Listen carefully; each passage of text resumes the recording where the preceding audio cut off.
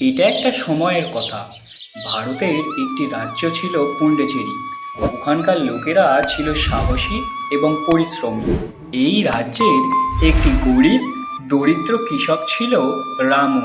রামু আর তার পরিবার কোনো রকমে চাষবাস করে সংসার চালাতো। রামু তার নিজের জমিতে অনেক পরিশ্রম করে চাষ করত।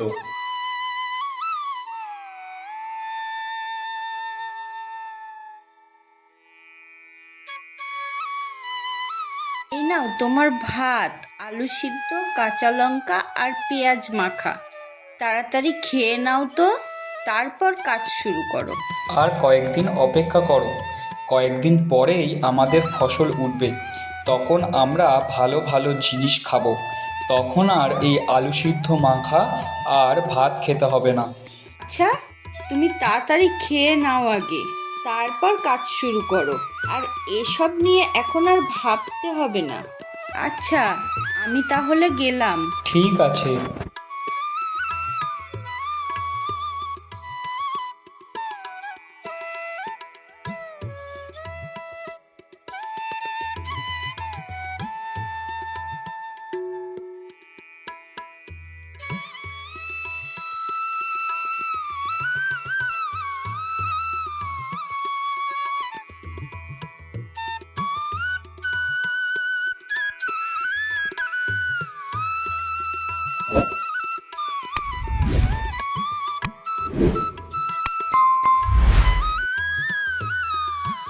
রামু, এবার তোর জমিতে দেখলাম বেশ ভালোই ফসল হয়েছে। এই বছর ওই ফসল বিক্রি করে তোর বেশ ভালোই চলে যাবে। সবই তোমাদের আর উপরওয়ালার ইচ্ছা। এবার যদি ফসলটা ভালো হয় তাহলে এবছর রাজামশাইয়ের কর কিছুটা হলেও পরিশোধ করতে পারবো। উপরওয়ালা তোর সহায় হোক। ঠিক আছে, আমি তাহলে চলি, আমার আবার কাজ আছে। ঠিক আছে, যা তাহলে।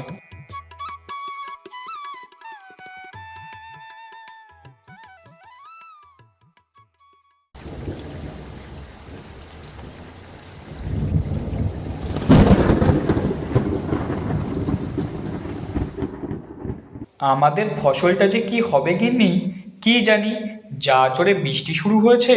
চিন্তা করো না, শুধু উপরওয়ালাকে ডাকো, সব ঠিক হয়ে যাবে। হ্যাঁ, তাই যেন হয়। উপরওয়ালা যেন আমাদের ফসলটাকে দেখে শুনে রাখে। আজ এত বৃষ্টি হচ্ছে, আজ কি রান্না করি বলো তো? খিচুড়ি আর ডিম ভাজা করো। বৃষ্টির দিনে খেতে বেশ ভালোই লাগবে কিন্তু। তা ভালোই বলেছ তুমি।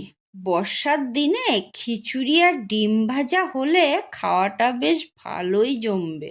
খিচুড়ি আর ডিম ভাজা করো।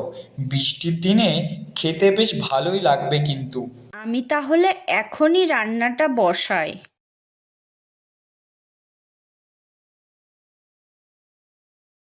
হায় হায়, এ কি হলো আমার! কাল সারা রাত দেখছি ভালোই বৃষ্টি হয়েছে।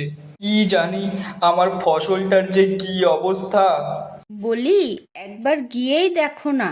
হ্যাঁ হ্যাঁ গিন্নি, আমি যাই, দেখে আসি ফসলের কি অবস্থা।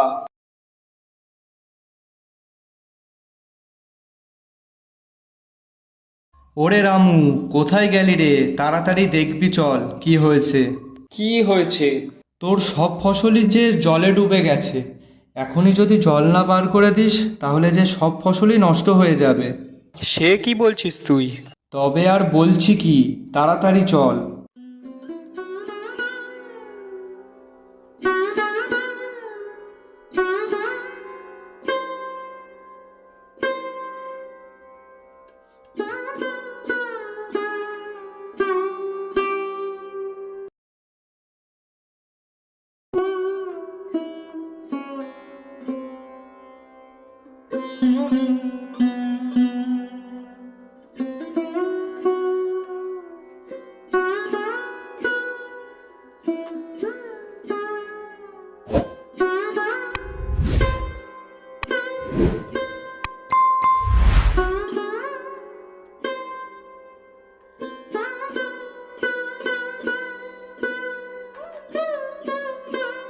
কি গো, তুমি এখনো মন খারাপ করে বসে থাকবে?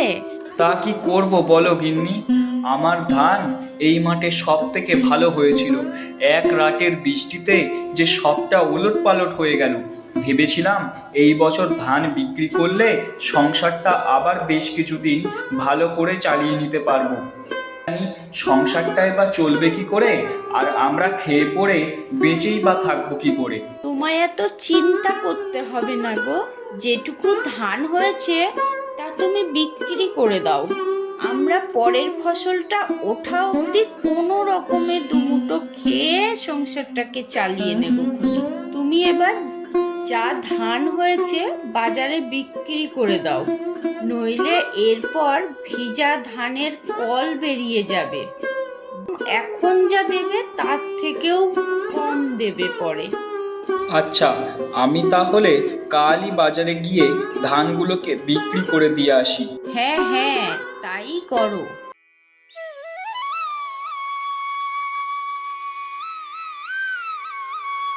আরে রামু, তুই কোথায় যাচ্ছিস? আর তোর ফসলেরই বা কি হয়েছিল? কি আর হবে, এই গরুর গাড়িতে যা ধান দেখছো, অনেক কষ্টে এইটুকু ফসল বাঁচিয়েছি, তাই বিক্রি করতে যাচ্ছি।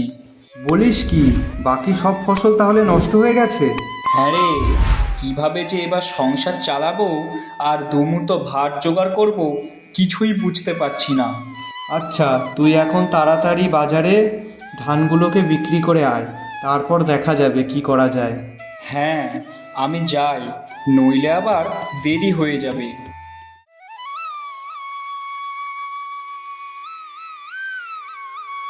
তোমাদের যার কাছে যা ধান আছে সবাই আমার কাছে নিয়ে এসো, আমি তোমাদের ভালো দাম দেব। কেউ ওই মিথ্যা ব্যাপারীর কাছে যাবে না। ও বাজারে ধানের যা দাম চলছে তার থেকে অনেক কম দাম দিচ্ছে। তোমার ধানগুলো যে আমি এখন কিনতে চাইছি, এই তোমার কপাল ভালো। এমনিতেই কিছুদিন আগে বৃষ্টিতে তোমাদের মাঠে জল উঠে গেছে, তোমাদের ধান ভেজা, আর আশপাশে বাজারে ধান কেনার মতো অন্য ব্যাপারীও নেই, তাই তোমরা তোমাদের ধান অন্য কোথাও বিক্রি করতে পারবে না। তোমরা কেউ ওর কথা বিশ্বাস করবে না। একটু অপেক্ষা করো, আরও অনেক ব্যাপারী আসবে আমাদের ধান কিনতে। তোর সাহস তো কম না, একটা সামান্য চাষি হয়ে তুই এত বড় কথা বলছিস। যা, তোর ধান কিনবই না। তোমরাও কি ওর মতন তোমাদের ফসল আমার কাছে বিক্রি করতে চাও না? আমরা তো বলিনি আপনার কাছে ধান বিক্রি করব না। এই সময় সকলেরই সংসার চালাতে অসুবিধা হচ্ছে। আপনি যদি ধানের দাম একটু বেশি দিতেন তাহলে আপনার কাছেই আমাদের ধান বিক্রি করতাম। আমি 1 টাকাও আর বাড়াতে পারবো না। তোমার এই ধান দিলে দাও, না দিলে না দাও। সবাই বাধ্য হয়ে তাদের ফসল সেখানেই বিক্রি করলো।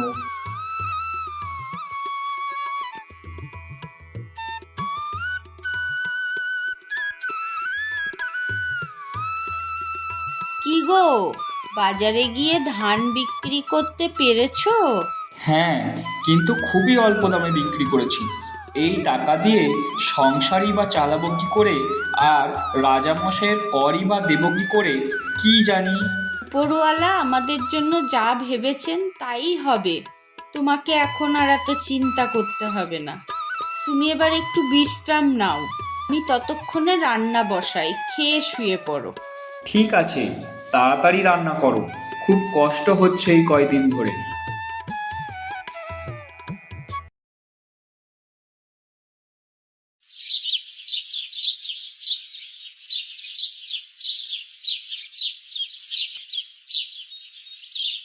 কি যে করব কিছুই বুঝতে পারছি না। কেন গো, কি হলো আবার? ভেবেছিলাম ধান বিক্রি করে রাজামশাইয়ের করটা কিছুটা হলেও পরিশোধ করে রাখবো, কিন্তু কিছু তো করতেই পারছি না। তুমি না হয় একবার জমিদারের কাছে যাও, গিয়ে দেখো উনি কি বলে। তা আমি একবার জমিদার বাবুকে জানিয়েই দেখি, জমিদার বাবু কি বলে। হ্যাঁ, একবার যাও, গিয়ে জানিয়েই দেখো উনি কি বলে। এখন হয়তো জমিদার বাবু বাড়িতে আছেন, আমি যাই, গিয়ে দেখি উনি কি বলেন।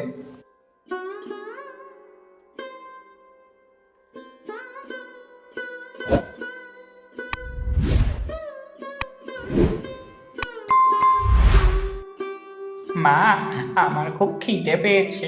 একটু বসো, আমি খাবার দিচ্ছি। আজকেও পান্তা ভাত? একটু খেয়ে নে, তোর বাবা এলেও ওই পান্তা ভাতই খেতে দেব। বাবা কোথায় গেল মা?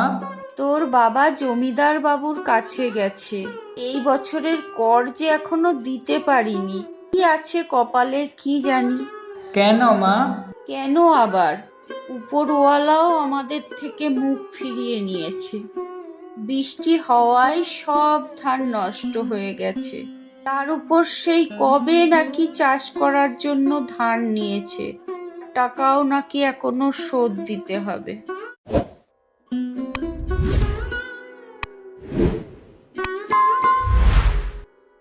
কি গো, জমিদার মশাইকে জানিয়েছো? কি বললো জমিদার মশাই? সবই আমার কপাল, বুঝলে। এবার মনে হয় ভিটে বাড়ির সাথে সাথে জমি জায়গাগুলোও যাবে। তাহলে কি হবে এখন?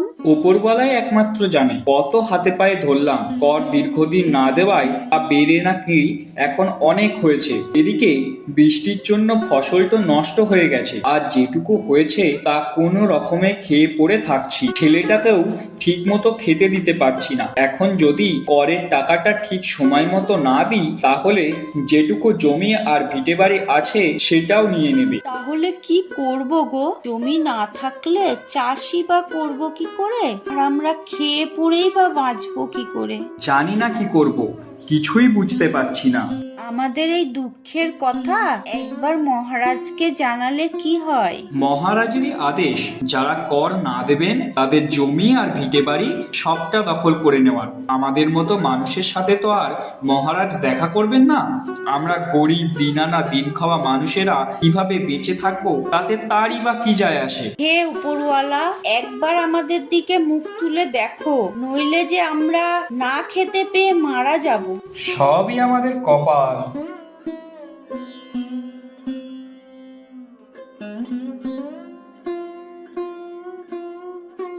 রাজ্যের কি সংবাদ মন্ত্রী? আমার প্রজারা সব কেমন আছে? কোনো খবর কি আছে তোমার কাছে? তারা যদি সুখে নাই থাকে তবে কিসের আমি রাজা? আমার প্রজারা যদি সুখে নাই থাকে তাহলে আমি কেমন শাসক? একটা উপায় আছে রাজা মশাই, আমরা যদি রাজ্য ভ্রমণ করে প্রজাদের সুখ দুঃখের কথা জানাতে পারি তাহলে কেমন হয়? তা তুমি কথাটা মন্দ বলনি মন্ত্রী। আর দেরি করো না, তুমি তাহলে একবার রাজ্য ভ্রমণ করেই দেখে এসো রাজ্যের প্রজাদের কি কি অসুবিধা আছে।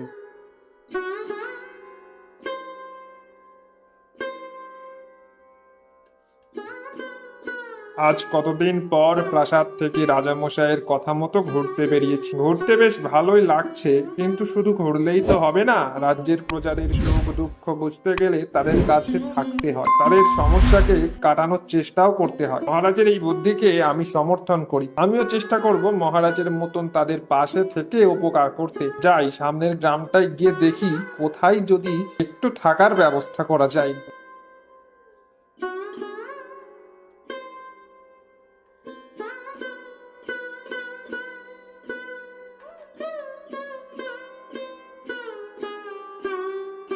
কেউ বাড়িতে আছেন? আপনি কে? বাবা তো এখন বাড়িতে নেই। আমি তোমাদের গ্রামে ভ্রমণের জন্য এসেছি বাবা, কিন্তু কোথাও আমার ঠাঁই হয়নি। তোমরা যদি আমাকে একটু আশ্রয় দাও তাহলে একটু থাকতে পারি। দাঁড়ান, আমি আমার মাকে ডাকি। মা, ও মা, দেখো কে এসেছে।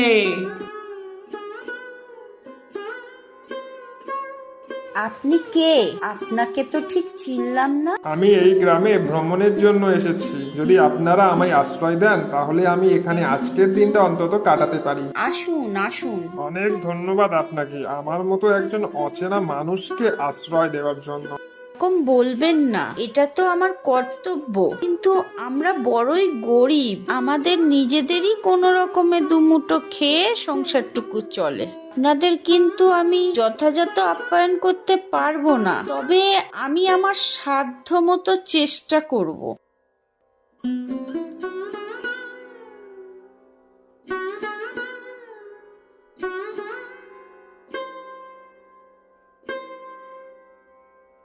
গিন্নি, ওনাকে তো ঠিক চিনলাম না। উনি কি তোমার পিস্তুত দাদা? না না, উনি আমাদের গ্রামে ভ্রমণের জন্য এসেছেন, আমার কাছে আশ্রয় চেয়েছেন, তাই আমি ওনাকে আশ্রয় দিয়েছি। অচেনা মানুষকে আশ্রয় দিয়ে তুমি না হয় তার উপকার করতে চেয়েছো, কিন্তু আমাদের নিজেদেরই খাওয়ার জোগাড় নেই, আমরা তাকে কি খেতে দেব? আর আমরা নিজেরাই বা কি খাবো?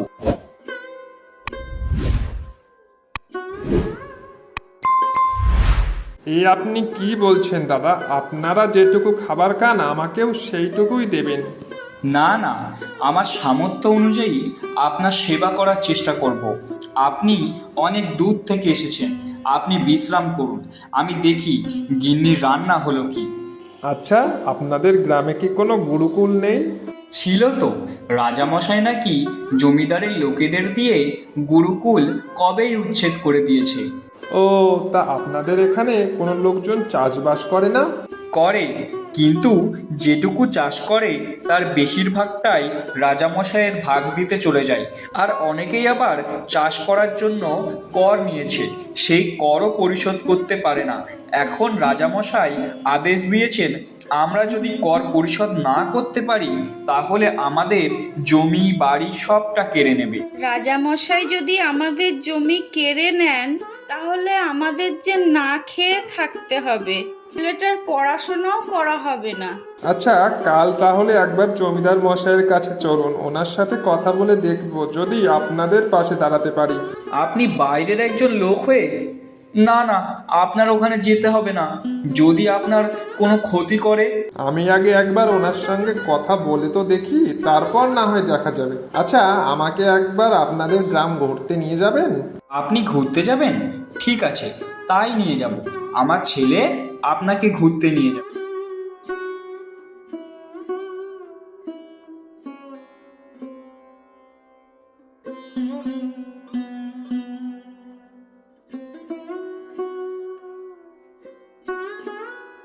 কেউ বাড়িতে আছো?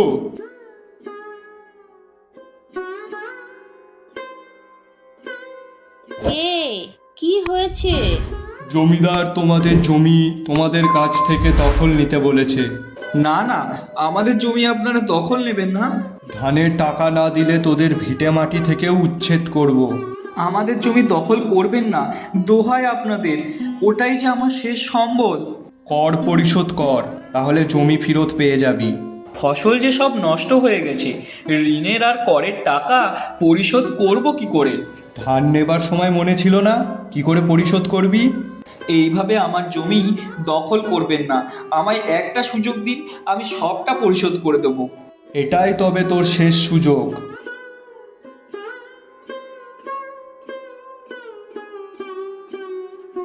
কি হয়েছে? আপনারা এরকম ভাবে বসে আছেন কেন?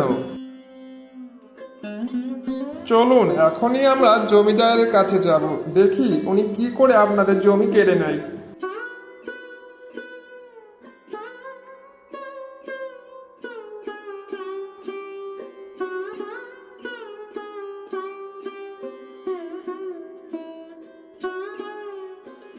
মশাইয়ের নাম করে জোর করে তোমরা করের টাকা আদায় করছো?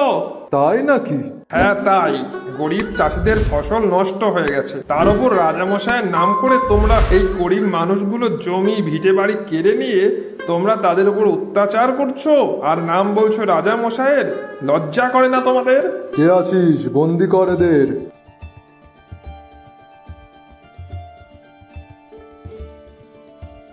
খবরদার, ওর গায়ে হাত দেবে না। এ কি, কে আপনি? আমি কে তা তুমি এখনই জানতে পারবে। মহারাজ, আপনি শান্ত হন। এত বড় সাহস আমার মহামন্ত্রীকে বেঁধে রাখার আদেশ দেয়? আপনি মহারাজ? হ্যাঁ, উনিই এই রাজ্যের রাজামশাই। রাজামশাই, আপনি শান্ত হন। আমায় ক্ষমা করে দিন রাজামশাই, আর কখনো এরকম ভুল হবে না। মন্ত্রী, এখনই একে জমিদারের পদ থেকে বাতিল করা হোক। যে সকল মানুষেরা ফসল নষ্ট হয়েছে তাদের 5 বছরের কর মুকুব করা হোক। মহারাজ, সত্যিই আপনার কোনো তুলনা হয় না। মহারাজের জয় হোক।